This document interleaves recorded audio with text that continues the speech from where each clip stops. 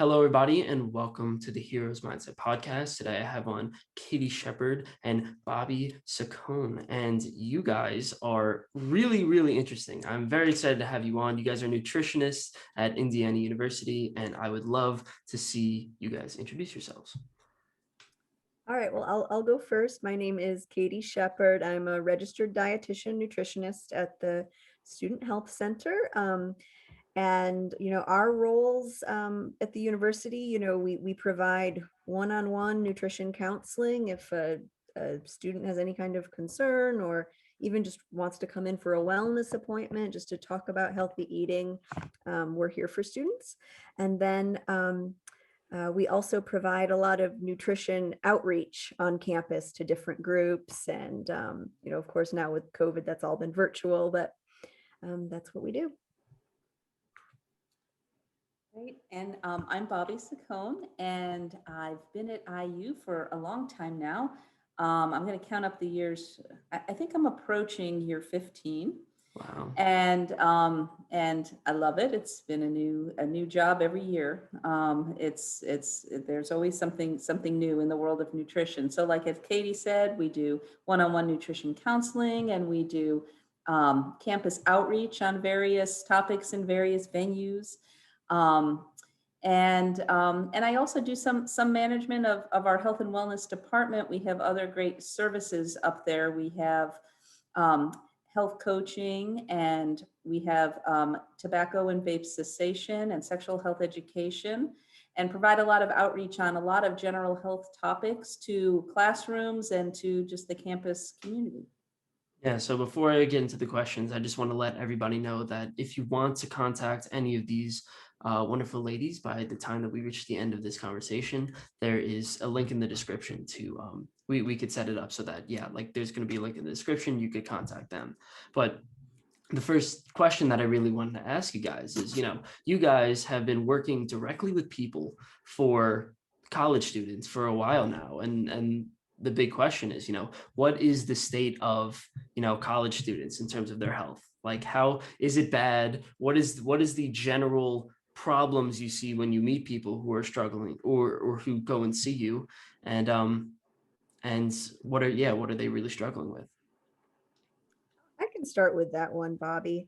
You know, I think with college students, I noticed, that they pick up so much from the media and social media and the internet and YouTube. And, um, you know, I really feel that just healthy eating can be very, very basic, right? Like we know we should be eating more fruits and vegetables and, whole grains and, um, you know, healthy fats and all of this kind of stuff.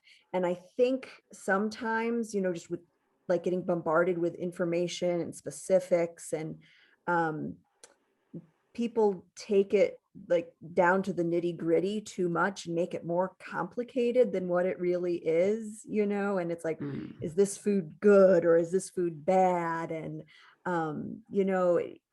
in food is much more nuanced than that, right? And, one eating plan that may work for one individual might not be the best for another, and there is no one best diet. um, so I think that, like, first off, that's one thing that I would say is that sometimes people make nutrition more complicated than what it has to be. Yeah. And I would agree with Katie. That's one of our biggest goals in every one-on-one or group session that we have is let's like quiet all the chatter about food and nutrition and just talk about the basics first, because even though again we think like, oh well, we should eat more fruits and vegetables, people hear all different types of things all day long, and it's hard because nutrition is also a big business, and there's a lot of monies that flow through all health and healthcare, but nutrition in particular. And so it's prone to having some misinformation and some junk science sort of added to it, and we just try to clear that up for students as much as we can. Also in agreement with Katie, though, especially in a one-on-one appointment, we really take an individualized approach because everybody does have different needs and different eating styles that suit them, and there's not one right way to eat. Yeah. So you asked, what are some of the things we're seeing students for? Absolutely everything. Students have, issues sometimes with the desire to either gain weight or lose weight. We have students who are diabetic, have high cholesterol, have allergies, significant allergies to food or intolerances to food. We see students with eating disorders. We see students who are just trying on a different diet for size. We like all of a sudden, oh, I'm going to go vegan, and what does that mean? And so we love when those students come in for wellness checks because we Yeah. can educate them about healthy diet based on what they're doing at the time.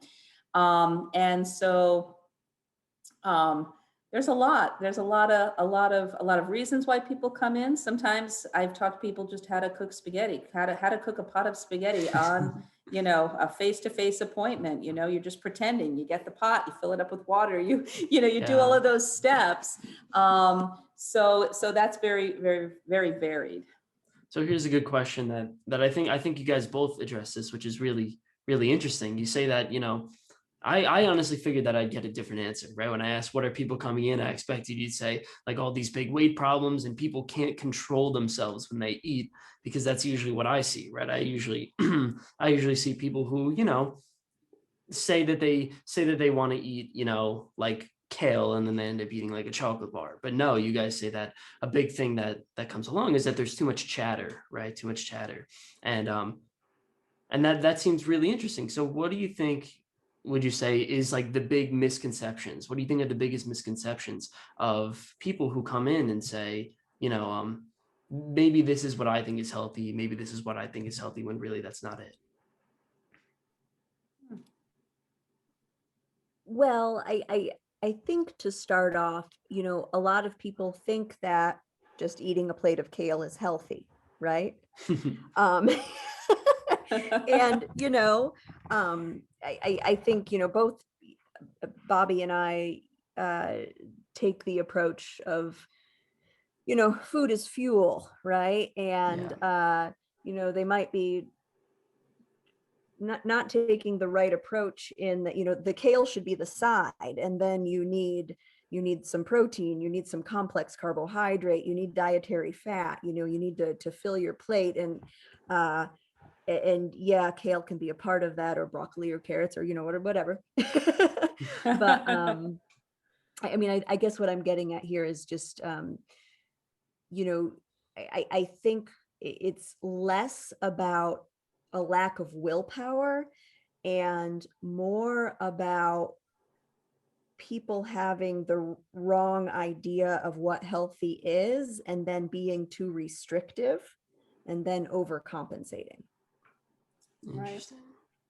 We're just putting foods into categories. If we say kale is good and I don't know, fill in the blank, you could say pizza if you want to is bad, then all of a sudden we place this high value on eating a plate of kale, but think that, you're doing something wrong or unhealthy if you eat some pizza.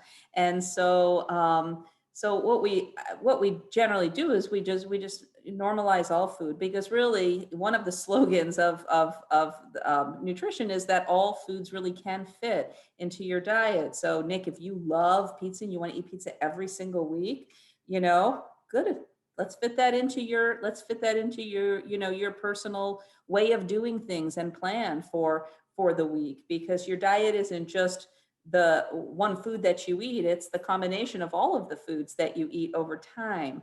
And so there's real truth, and there's some things that some people might need to or want to eat more moderately, and other things that we should focus more on, like having more fruits and vegetables in our diet, and so forth.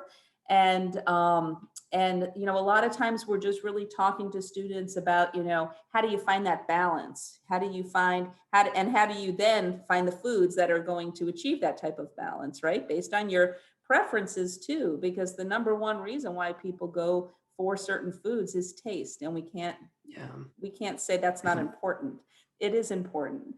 Yeah. But again, health is as well. And so it's a balance. It's just, that's all it is. That's one of the things that I noticed. I noticed that in my diet, right? I try all these crazy diets and I go through, essentially, I've gone through almost every diet under the sun. And what I've noticed is whenever I get such a super strict diet, I end up relapsing and, saying I'm gonna eat kale for a month. And then when I get sick of kale, I take down a chocolate bar, like a, or the thing that's the exact antithesis to my diet, because my brain's saying, why is it that this taste sensing function is just like completely eradicated? So I think that's something that that's an interesting idea. So you're saying that you don't really try to bring the people that you see, you don't really try to bring them to the perfect diet. You try to bring them to like a good balance between like what they like and what they're really, and their health goals. There's rarely such a thing as the perfect diet. And usually somebody with an absolutely perfect diet, if you can even assess that, might have disordered eating as well. So, Hmm. there's a perfect diet for each person, and a perfect diet also includes foods that you like and that taste good. And so, the thing is, we can't be black and white about good food, bad food. All food is food, and if you love a certain food and it's something that you want to include into your diet, we can figure out a way to include all foods into your diet. It might not be, you might not be all the time, or it might be all the time. It depends on the person. Like we said, it's individualized. Yeah. So that's a good question. That's one thing that I do worry about. So I worry that, for example, right, if we say pizza, because pizza is obviously such a common example, it's been proven to be the most addictive food out there, right, with its combination of fats and salts and carbs and sugar, and it's just the perfect blend. And once you start eating like a pizza, you can't really stop. And that's the same idea with like M&Ms. I have the problem with M&Ms. It's like once you have your first M&M, it's like you can't stop having M&Ms. They're just too good. So my I question would is, disagree, Nick. what do you mean? Uh, I can, first of all, I have not seen any, research in a peer-reviewed journal or anything substantial to back that claim. Which one? The That that pizza? that that pizza or M&Ms are addictive, or even getting broader than that, sugar. I mean, there is no, sugar is not addictive in the same way nicotine is addictive, or it's not a chemical dependency. Um, Hmm. and I think that if you have labeled pizza as bad, Mm-hmm. when you have that thing that you've been depriving yourself of, and that for so long you're telling yourself, I should not do this, this is bad, then once you start, it's very difficult to stop. But um if you can, if the food is neutral and you can have it whenever you want, there's no reason to say you can't eat a normal amount and it'll be fine. And in fact, um I knew, well, I know a dietitian, and she used to have her clients, if there was a food that they just felt like they were uncontrolled with, like whether it's, M&Ms or ice cream or pizza, she would tell them, eat that food every single day for a week, whether you want it or not. And she said, by the end of the week, you're not going to want to binge on that food anymore, you know? Yeah. Because, all of a sudden you're taking away that, I don't know, just the You're giving yourself permission. giving yourself permission. Thanks, Bobbie. I was like, what am I trying to say here?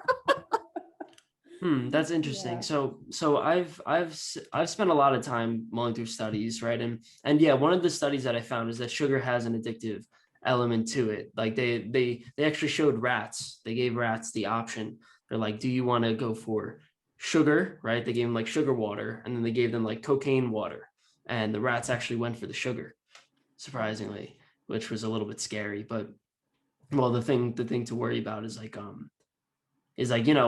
once people have sugar, I've noticed this. Sometimes it feels like I can't stop. But have you guys had different experience? I mean, you guys Well, are the dietitians. what is true is that, our palates can become, I don't know if the word I'm going to use is sensitized. Hmm. So the more sugar you have, the more sugar you want. And the same goes for salt and fat, and then, so if you are accustomed to, um, you know, putting sugar in your coffee every Hmm. day. You're going to keep wanting to have the sugar in your coffee. And then if you just cut yourself off and say, no, I'm not going to do that anymore.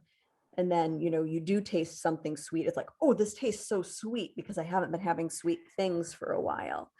Um, but, I, have you ever seen foods like, do you, you're a college student. I'm sure you have an Instagram account, right? Yeah. You should follow Food Science Babe. Food science babe. I'm writing that Yeah, down. yeah. And she actually referenced what you're talking about with the cocaine and the sugar. Um, and what they're not taking into account is whether I don't know, was it rats or mice? I don't know what was in that, but um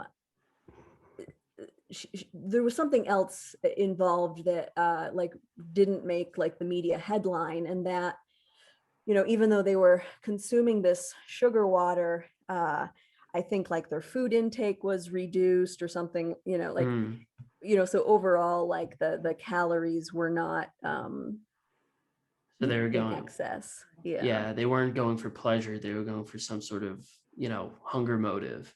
right, And right. let's just face it, sugar tastes good to most people, and Yeah. salt tastes good to most people, and fat tastes good to most people.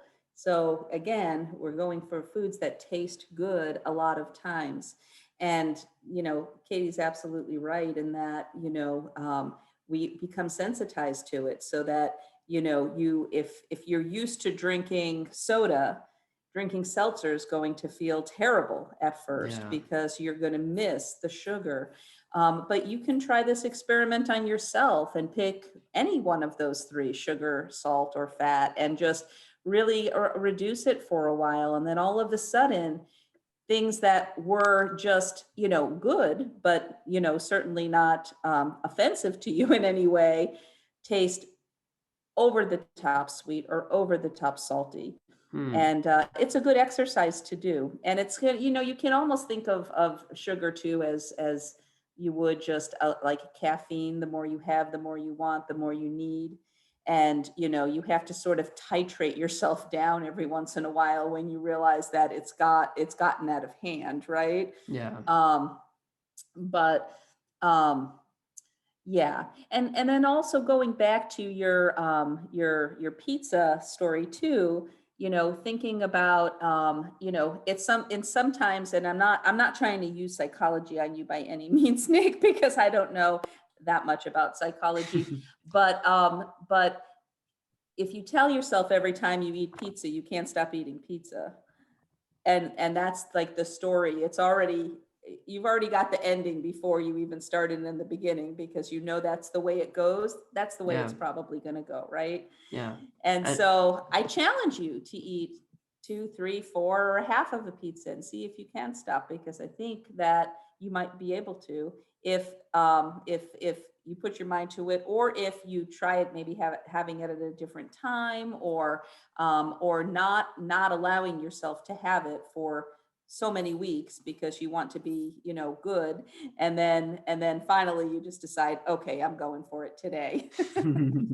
well, that's another psychology thing. That was very valid, right? And another psychology thing that we talked about before is, and this is something that's kind of peculiar, but it kind of works. It's like, for whatever reason, whenever we choose to, like, we say, I'm not going to eat pizza, it feels like we're almost more likely to eat pizza than if we let ourselves eat pizza, right? It's like, Self-sabotage or something like that, is that what it is? um something like that. It's a really weird concept where it's like, if you push something down, it just kind of like bottles itself up, and then it just kind of it just kind of explodes, and then you end up having, instead of having your controlled 1 or 2 slices of pizza, you have, you eat a whole pie or something like that. And and that's something that I really find interesting. I was wondering if you guys experience that. I figured the people that come in for nutrition, for nutrition advice, are usually the people who shame themselves often, and usually the people who feel a lot of regret about eating bad foods. Some, but no. I mean, again, there's so many reasons why people come in, right? And everybody has a different reason. Some people have to manage a medical condition that's, food related. Some people, need to gain weight, and we need to help them gain weight in as helpful a way as we can help them. Some Yeah. people literally need to talk about meal prep and how to make meal. I mean, the whole process, if you think about if you do time studies and think about how much time eating takes to be able to buy your food, cook your food, store your food, clean your food up afterwards, and then do it three or more times a day, every day of the year, it takes a lot of time. So people need help with just like meal management of like, how do I do all of this? I don't have the time, right? I don't have the time or Yeah. the energy to do this. How do I cook things more quickly? How do I stay fueled and active, and keep my energy level up? So there are a subset of people too that feel like they need help with balancing their diet so that they can change their weight and hopefully in a healthful direction, which will help them with. Yeah. But you know, um, there are just a lot of different reasons why people come in, and some of them have a poor relationship with food, and some of them have a neutral relationship with food, and some of them have a great relationship with food. That's super interesting. Yeah, I mean, I think it's a wonder, like people going into to eating, and people kind of view it from different perspectives. I the my problem is, so I watch a lot of documentaries on food. Have you guys seen the documentary called What the Health? Is that I is haven't that one seen on that one. Netflix? Yes. Yeah, I've seen it, but you'd have to jog my memory. It came out like 2017, so about 4 years ago. And the whole premise of it is animal meats, right? Or it was essentially a pro-vegan documentary, right? Where the whole goal is like, you shouldn't have animal meats because animal meats clog your arteries, and then also dairy itself is inflammatory, and all of these things. So one thing that one thing that I worry about with these sort of elimination diets is that they literally tell you to eliminate, like a lot of things. So how do you guys feel about, yeah, something like eliminating animal meats, or eliminating dairy, or eliminating, any sort of major part of your diet? Sure. Well, some people like to go just all in. And I would say people that want to follow a vegan eating plan, are definitely that way. And that there's definitely an argument for it, right? And potential health benefits. Um, and you can be a healthy vegan, and if somebody is in that mindset and that's what they want to do, Bobbie and I want to be there to support them, and make Yeah. sure they're getting enough iron and vitamin B12 and calcium and vitamin D that they may not be getting if they're not careful with it. Yeah. However, and I am, thank you for that recap, because that did jog my memory with that movie. you know I also feel that you can be an omnivore, Mhm. right?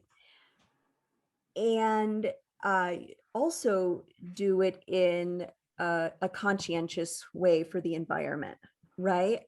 So what if you took the standard American diet, which, by the way, that acronym stands for SAD, and you know all of the sudden you go from eating meat 3 times a day to once a day. And then when you do consume meat, 75% of the time you're choosing fish or poultry, which is much has a much lower carbon footprint than red meat, Yeah. you know. And in addition to that, you up your plant consumption by 20%. You know, eat more vegetables, right? Just like we said at the beginning, Yeah. more fruits and veggies. Um, and then if you were to consider like, the entire population doing that, how much better would the planet be? And, I think that you can uh have an omnivorous eating plan and still have good health values, still have healthy cholesterol and all of this stuff. And I think with documentaries like What the Health, they're taking, such extremes, Yeah. taking somebody who is a, and I can't remember who the subjects were, but like somebody who's a soda drinker and eating fast food most of the time, and and then all of a sudden they're going, like way on the other side, and then they're seeing these, drastic results, which are, so then it's like, oh well, then we all, but maybe we can also be healthy in the middle, and it's certainly a lot more practical, because Yeah. I do think too, like I was telling you, before we got started with this, I fell in love with food first, before nutrition. Yeah. And, Me too. if you were to tell me that at Thanksgiving, I had to have my mashed potatoes made with almond milk instead of, butter and cream, I would be sad because, Yeah. but I can still have the kale salad with my mashed potatoes and, Yes, yes. That's funny. Nick, just like Katie was saying with social media, documentaries in some ways really fall into that category because they really do look at a lot of times people experiencing things on the margins. Um, and, it's just, I don't think that, people would even maybe watch a documentary that was just, I mean, we laugh at ourselves saying, oh my gosh, do we need to spend another half an hour talking about fruits and vegetables because Yeah. it's there's no pizzazz in that, right? There's no sparkle. It's like putting people to sleep, preaching fruits and vegetables and lean meats and whole grains.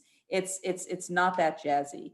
But when we see people, a lot of times their, especially college students, their reason for changing diet often might stem from, oh, I saw this documentary, Mm. and you know, um, so they're powerful and they're really, I mean, all of the food documentaries that I've watched, they're all incredibly persuasive and very well done, as a piece of media, and I'm not saying that there's not some truth to it. There's a lot of truth to a lot of the stuff in documentaries, but there's also another side too.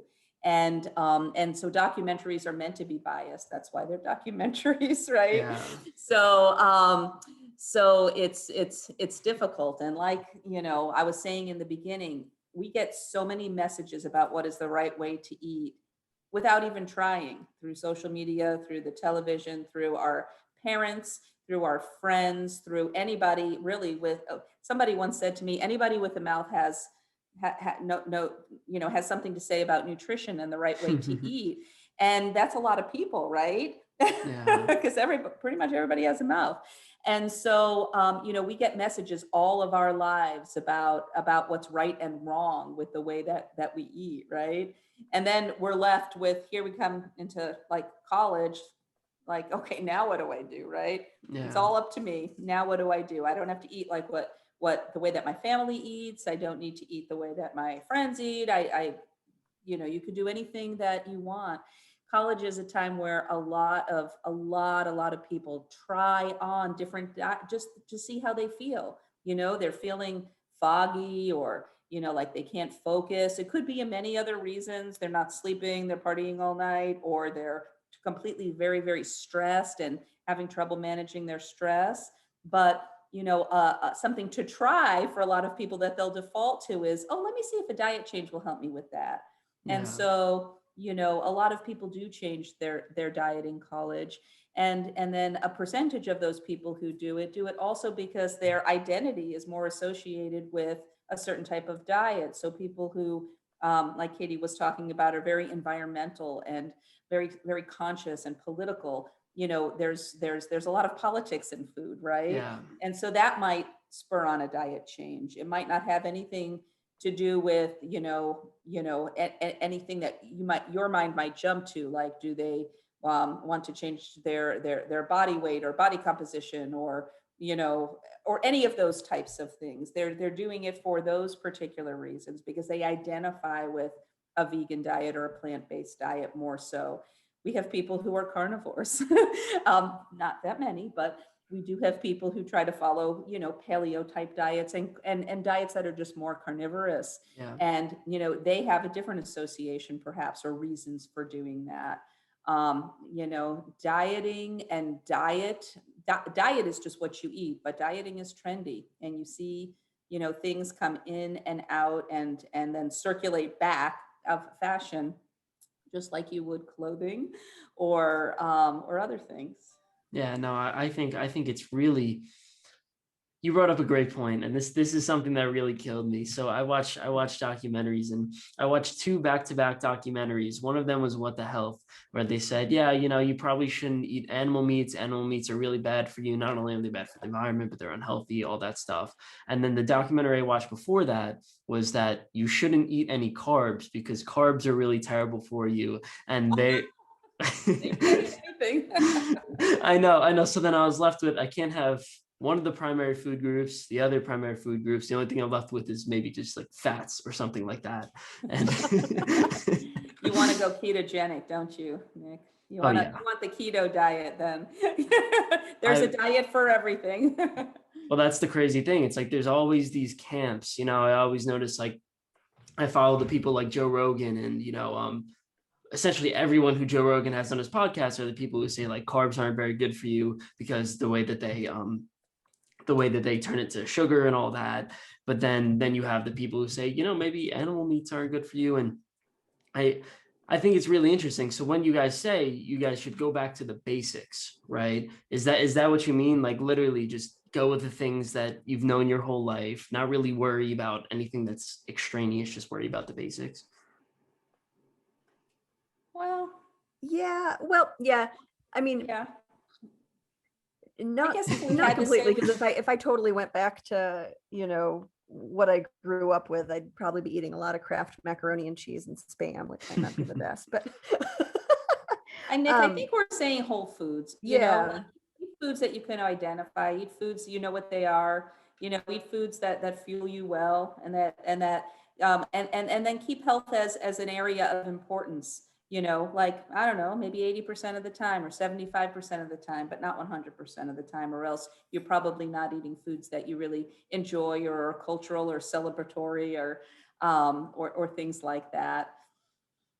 Well, that's a good question. So I wonder, and this might be the best overarching question. So a lot of people, I choose, right? I chose, or at least I chose, I don't think I actually act this out, but I chose that I wanted to see food as fuel, right? I was talking to Katie before this, and we were just like, yeah, you know what? I essentially spent my whole time, saying, okay, I'm going to treat my body like a machine, and I'm just going to like eat the like have taste not even play a factor into it. And I sort of define my relationship with food in that way. But obviously, there's a big missing element in there. So one thing that I really wonder is, how should we see our relationship with food, right? Clearly, it's a lot more dynamic than just, food is something that gives me energy. So what should our relationship with food be? Should it be something, what is the healthiest balance of, pleasure and fuel and health and all of these different factors? Well, I think what comes to my mind first is Ellen Satter's definition of healthy, or definition of normal eating, which I can't recite right now, but You could you know, paraphrase. I think just like there's no one diet that is going to fit everybody. I think, there's no one relationship really with food that's going to fit everybody either, right? Because, Hmm.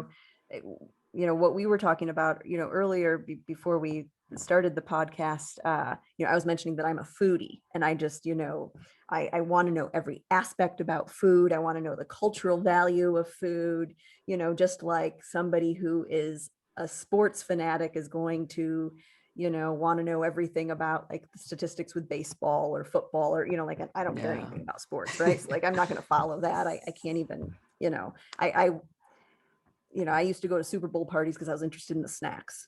Um, Yeah. because I'm really interested in food, right?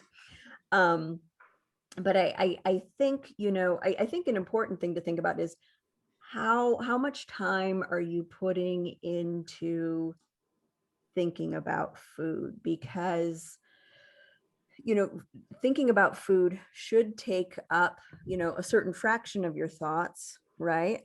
Mhm. But if you find and oftentimes I'll ask students this, like how much of the time are you thinking about food or nutrition or your body, and sometimes people will say like 75% of my thoughts are Oh, about that, or 90%. And then when you're thinking about like everything that your brain can be thinking about in the world, right? Food should really be, it's important, right? yeah. But if food is taking up 3 out of every 4 thoughts you're having, then probably your relationship with food has gotten out of balance. Right, right. Um, so I think, I think we do want to look at food as fuel because it is.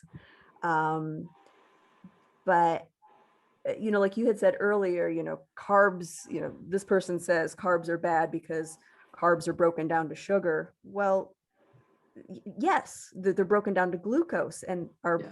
brain operates on glucose. If you eliminate those carbs, our body takes proteins and fats and uses a process called gluconeogenesis to make glucose so our brain can Right. still operate, Yeah. so It's every vital why. organ. It's not just your brain. It's every Yeah, vital organ has to have glucose.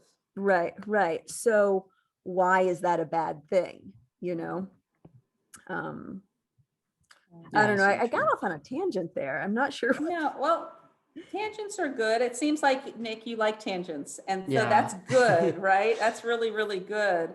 Because we have to remember too, when we think about all the foods that there are, we can put them into groups. There's grains and starchy vegetables, there's fruits, vegetables, milk, dietary fats, and protein, right? Mhm. Well, when you think about what breaks down to sugar, it's not just sugar and grains and starchy vegetables. It's also dairy. It's also fruit. It's also vegetables. There'd be nothing left to eat, right? So if you really think about carbohydrate is more than 50% of all of the all of the food that there is, all of the food groups. It's even higher than that balance. And so nobody's going to argue maybe about fruits or vegetables, especially vegetables, right? But vegetables, most of the fueling nutrients from vegetables for your macronutrients are coming from carb. There's a tiny little bit of protein, nothing else. All of your fueling nutrients in fruit is carb. A large part of your fueling nutrients in your grains and starchy vegetables are carb. And so when we even say carbohydrate, people have the wrong idea. They're only going to, you know, one or two types of foods. They're not thinking broadly of carbohydrates are all plant-based foods and all foods that have like milk with lactose sugar in order to. So anyway, what I'm saying is that not everybody has the base understanding of what they're talking about when they're talking about it, but they just assume that the other person that they're talking to might understand. Oh, I know what you mean, you Yeah. know? And so when we talk about carbs on the street and social media and things like that, we're specifically talking about a few foods and leaving out all of the rest of them. Interesting. No, I think that's cool. I mean, you guys clearly are a big proponents of balance, right? So it's like, try to see how you could integrate all of these, like all of the natural food groups, and then just kind of like throw them in there and make sure that you have them in a way that's suited for you. So one of the things that I worry about is the tendency. So when we talk about relationships to food, there's actually a good transition. So one of my relationships to food is I see food as fuel. I see it somewhat as pleasure, but I also see it as something that could potentially get out of hand, right? Because I'm sure on a college campus you see all the time people have freshman 15. My friends had, more than freshman 15, from high school as well as college. So, you know, I also see it as something that could really hurt somebody in the long term. So what do you guys suggest to be able to keep that balance and to be able to not let it get out of hand?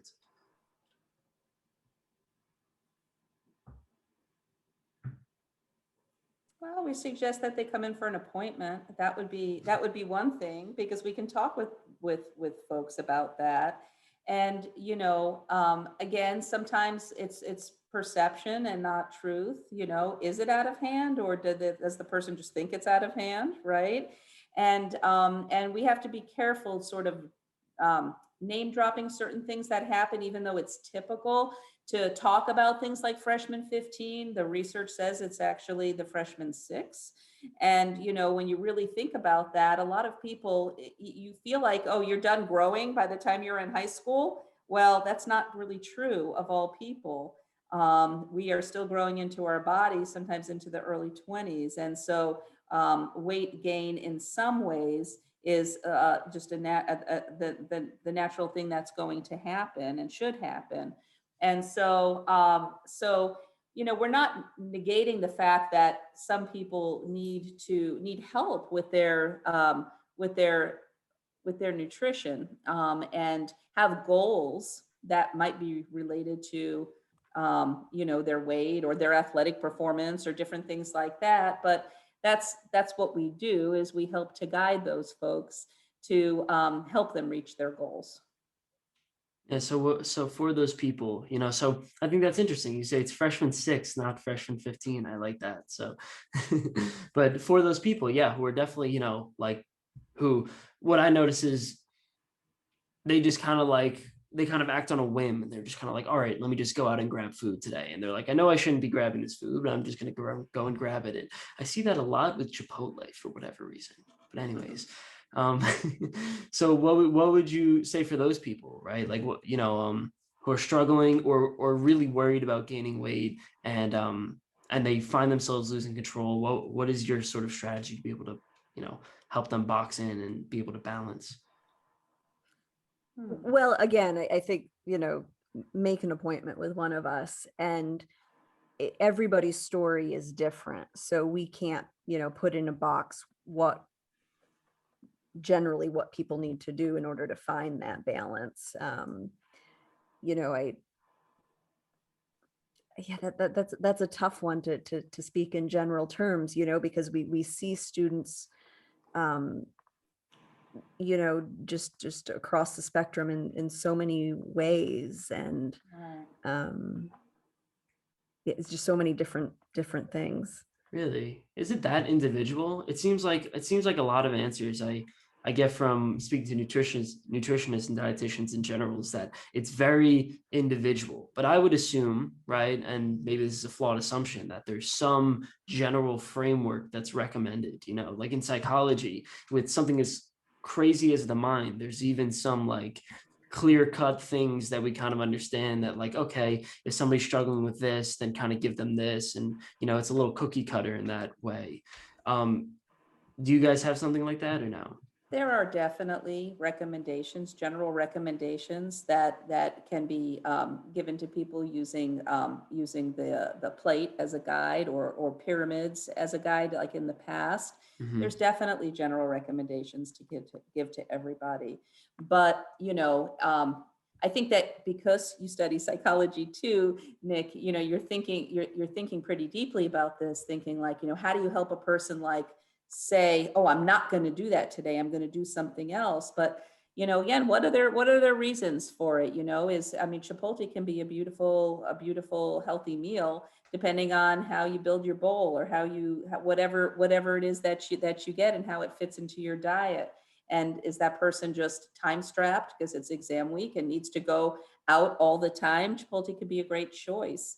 Yeah. Um, and so it's hard we can't be black and white about what's good and what's bad is really the answer, because it's not true. There's too many factors. But yeah, there are standard norms with nutrition, and in recommendations of cups of fruits and vegetables to eat per day, and proportions of the plate that can occupy, or help to balance a meal. And we work with students with this every day. Hmm. Um, we don't just say like, hey, like, do what feels good for you. Like we work with students, to help them to find that balance that works for them. And so, um, I guess that's the best answer that I can give, because there's yeah, we can go in a lot of directions with it. So I'll stop talking. Yeah.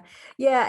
I think too, when a student first comes in, the first thing we're doing is, or one of the first things is an assessment, So if they're feeling like they're out of control, well, let's really talk about this. And, is it out of control, or is it a perceived getting out of control, Yeah. So I think that would be kind of the first step. And then, and as Bobbie had said earlier, college, for the first time, you're likely for the first time, you're 100% responsible for your food choices. So, it's possible that never in your life before could you get chicken tenders, pizza, and burgers every single day if you wanted, So sometimes it's kind of about like testing those boundaries, and you're an adult, you're independent. I'm going to make the choice to do that, and then, oh, there's consequences. I don't feel Yeah, I great. don't feel so good. Yeah. And then, kind of, but then, like, oh, so now I'm going to eat salad for a week, and then, oh, this doesn't make me feel good either. That's too Right, far. Yeah. Um, right. yeah. So that's a good point that you bring up, Katie. So Nick, that is that's the initial part of every nutrition appointment. We're making an assessment to make sure that people are meeting their fueling needs. And so if they're under fueling or over fueling, that's something that we assess, to make sure that they're hitting their needs for, lots of the micronutrients like calcium, vitamin D, zinc, vitamin B12, folic acid. There's a lot that goes into it. And Hmm. so when we find out what people's typical diets look like, and eating patterns look like, we base that on data that they're giving to us in an assessment, and then we can suggest certain things to, moderate or increase in their diet. And so that's the whole basis of a nutrition appointment. Think about it like if you go in for like a physical with your doctor, they're not Hmm. going to just check your eyes, right? Or they're not going to just, you know, even if you go in for a complete physical, but you say, but then there's also this little problem I'm having with my wrist, you're still going to get the complete physical, right? Yeah. So when we look at somebody's issues and their diet, we're making an assessment within that first appointment to help to guide us to, an area that we need to go to Hmm. with Have you guys somebody's noticed any diet. general patterns, right? So as I'm assuming you've been doing this over, well, you, Bobbie, you've been doing this for 15 years. Katie, you've been doing this for like 10, right? So, have you noticed any general patterns as in, first of all, things that have changed over the last, 10 plus years, or also, common types of people that often come in and say, I'm struggling with this problem, and that often occurs.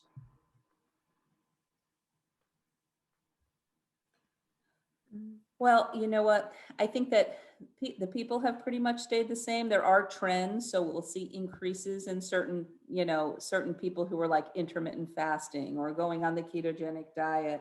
But as far as problems related to sort of what is typical of college age students, Mhm. we see a lot of problems of skipping meals or just sort of like not eating all day long and then eating at night. Drinking comes into play, and that of course affects your health, and also what you eat after drinking and late night.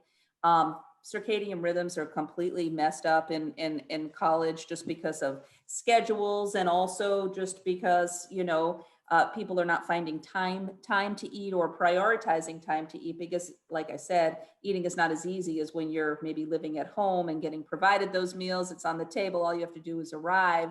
There's a lot that goes into getting your own food, even if it's just going to a food court and ordering. We see a lot of diet changes, whereas you don't see that as much in an older population, or as frequent. Yeah. And so we also see a lot of people struggling with their eating, and a lot of that, and struggling with like GI issues. And a lot of that can come from just not having any patterns of eating at all. Just like whatever happens that day happens. If I eat once that day and I just snack through the next day, that is going to affect your gut, and it doesn't mean that you have a gastrointestinal problem. You just have symptoms like you do because um, of of your eating patterns. And so there are definitely things that are more typical in college that you see than you see in the general population. And those are things that are probably not going to change, significantly either. Yeah. A lot of times it also depends on what kind of college you go to. Here we have campus food, pretty easily available to all freshmen because they have to live on campus. But in smaller schools, you live on campus all 4 years. And so, the food life is a little bit different, and the cafeterias and eateries might only be open for short periods of time. So you either get there or you don't. Yeah. Whereas in our big school, right, well, it's a little bit different with COVID, but you can find food in more than 35 locations right at your fingertips, just right on campus, Yeah. almost any time of the day or night, for something at least. So it's No, that's super different. interesting. You hit on a bunch of interesting points actually. I wonder, so is this a thing, like so I noticed this is one of the things that really kills college students is circadian rhythm. It's like, one day you go to sleep, you have to wake up, especially as a freshman, you got to wake up for your 8 a.m. and then, you party on the weekends and then you fall asleep at 4 a.m. and your circadian rhythm is absolutely just completely out of whack. So what effect does that actually have on dieting and meal prep and what you eat and how it affects you and all of these things? Well, when you're sleeping poorly, uh, it does increase, release of cortisol, which is that, stress Stress, hormone. And yeah. I do think that, just the impact of not sleeping, you're not going to be as motivated, right, to meal prep. Yeah. And so, or plan, right? Um, and so if we don't plan what we're going to eat, and if it's just going to be on the fly, then you're probably not going to be making the best choices. Yeah. And I do think too that I think we tend to crave more sugar and caffeine when we're, sleep deprived. And sometimes that can just keep that sleep cycle out of whack. And I mean, I don't know about sugar, with not necessarily sugar with affecting your sleep cycle, but But yeah, just, definitely caffeine. maybe getting that Yeah. sugar out of balance, and being kind of excessive with it. And then, that negatively impacts just how you're feeling about your total eating plan and everything. Mhm. Mhm. It sounds like a negative spiral. It sounds like, yeah, you sleep less, so you eat less healthy, and you will probably drink a little bit more caffeine, and then it just kind of like tumbles down. And yeah, no, that's one of the things that scares me. And then also drinking, right? So alcohol, what effect does alcohol have on just your body in general? And also, is it good to drink before sleep? Because we tend to drink before sleep, and I know we digest before sleep, or we digest hopefully by the time that we're sleeping. So Well, I think the most important thing, to note is that alcohol negatively impacts your sleep cycle. So you'll fall asleep faster, but you're not going to get the good quality sleep. So you're not going to get that good REM sleep. Yeah. And you're going to have more frequent waking when you have that alcohol before you go to bed. Um, Right. so, And alcohol also affects your weight in a lot of ways. I mean, alcohol has a lot of calories in it. And then, if you're up till 4 o'clock in the morning and you had dinner at 6 or 7 o'clock in the evening, you're going to need to eat again. Yeah. And, again, it's very, very late night, right? There's limited choices late night of what you can have, and so sometimes that's a double a double whammy, but alcohol certainly is a problem, just in terms of of the way that it affects your gut, and it gets out of balance really quickly in college Yeah. sometimes, right? Yeah. And so a lot of times when we see people and they and we do assess that. We ask them questions about that, and a lot of times people don't even consider that as being part of their diet. It's just something separate. It's just Hmm. part of their social life. It's not part of their diet, and Actually makes and it does sense. have a big impact on diet. It really does. So Well, okay, so first of all, that actually makes sense. Like usually I don't think of alcohol consumption as part of my diet. That's true. it is. Weird. Yeah, right. Like it definitely is. But then also a question is what effect, you brought this up a little bit. What effect does it actually have on your gut? Because we haven't really talked about gut in this whole thing, but it seems as I obviously as a health nut, I've figured out that the gut seems to be one of the most important things that you actually Yeah. that actually controls how you act. Like your gut and your brain are essentially like interconnected and working together the whole time, even though we don't think of it that way. So, what effect does alcohol have on your gut, and how important is your gut really? Well, it's a gastric irritant. I would say the organ that it has the most effect on would be your liver, because your liver is like grand central Hmm. station of your body, and it needs to detoxify alcohol. But um, um, yeah, alcohol is once it's detoxified and in your gut, it also depends on what else is in your gut, but it's just it's inflammatory, it's an irritant. Mm. But it's not, it depends also on, the amount. And so, typically the, you know, college drinking is oftentimes, all or nothing too. And Yeah. so, it's Monday, maybe Monday through Thursday, grind, or Monday through Wednesday, or Sunday through Thursday, whatever it is. There are like nothing and then everything sometimes, and so that's difficult. Yeah. um and the way that people drink now is different too. There's, What I do you know that when mean? I was in college there was a lot of beer, and that's all that was really available at that time, and it's changed. The culture of what we drink and how we drink has changed. Yeah. So it's very easy to overdo it when you're only drinking an ounce and a half as a shot that goes down all at once, right? And it can lead to you drinking a lot all at once, Yeah. very, very quickly in a short period of time. Well, that's one of the things that I notice. It's a really weird idea how when you say like it's all or nothing, right? Where like obviously, well, hopefully you're not drinking on a Monday, right? Like nobody really drinks on Mondays, but everybody drinks from like let's say like Thursday to like yeah, like Saturday or Sunday.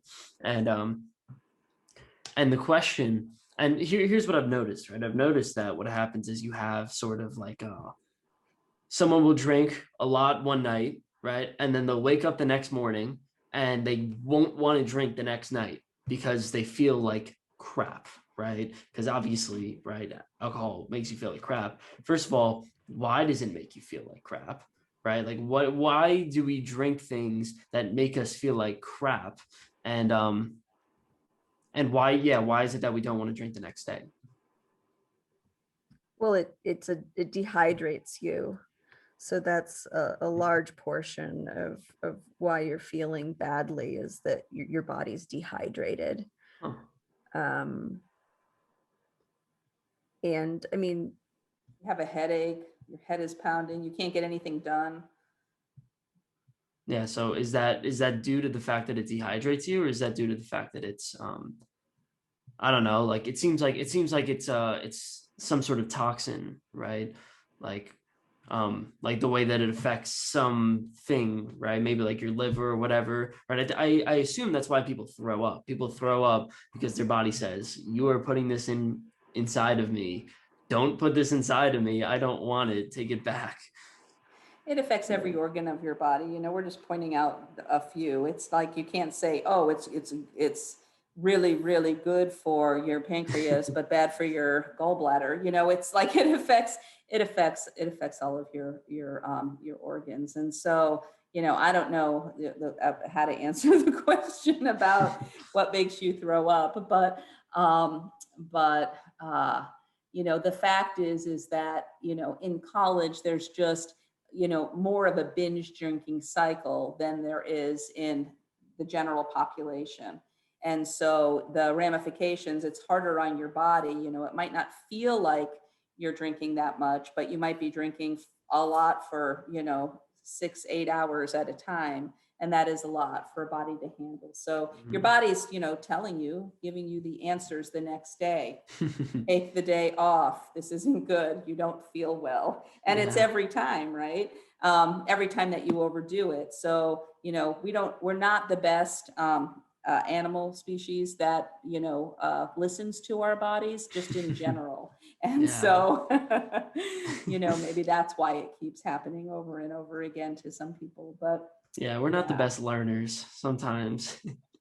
but I also think, you know, why it keeps happening is, you know, that is the difference really between alcohol and, you know, sugar, right? You know, this really is a an addictive substance, you know. Yeah. um you know, people don't go to rehab for soda.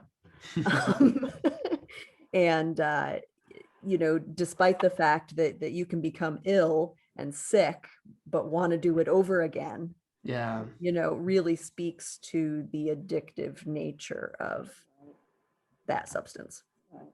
It's easy to develop a dependency on active substances like alcohol. And so we see that also Really. often in college. Well, that's Mhm. that's what I figure. As a nutritionist, you're probably sitting there like, well, there's not much that I could do to help you guys instead of saying don't drink too much because yeah, like it has a big effect. But I assume you guys feel a little bit powerless going in there and saying like, yeah, you know what, we can't really help No, you if you're I addicted. don't, we don't feel powerless, because, you know, if we're assessing for it and Hmm. we think that, you know, there is a problem, we're going to refer to SWIS, you know, substance use intervention services. Right. And they are the experts in, you know, we're experts in nutrition. We're not experts in substance abuse. Yeah. Right. So I Exactly. feel that we're at a wonderful university that has so many resources available to us. So if it's an area where it is not our area of expertise, um, you know, then there's probably something on campus that, you know, we can send them, you know, that Right. along that way.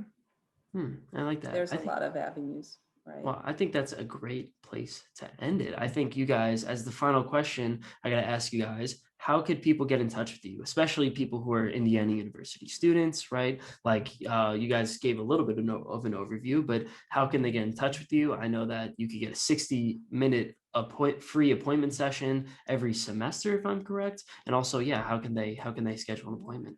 I think probably the best answer is go to the Student Health Center website and you can see multiple ways that you could make an appointment. You can do that online. You can do that through calling the appointment line, and scheduling. And it is true that every semester, students with the health fee, which is 99.9% of students, get one free nutrition appointment each semester. So it's not just once in their college life, it's every semester. They can come in for a free appointment, and we can follow them if they want to. They can come for more than one appointment. There's just a small nominal charge. And so that's the best way to reach us. If a student is reaching us for a different reason, like they're writing an article or something like that, they can reach us via our emails, which we can provide to you. And I'll put them down Um, below. Yeah. yeah. And they're down below, so that's good. And let us know what they're interested in doing. And we'll always, it might take a day or two at most, but we'll always reply and see what we can do.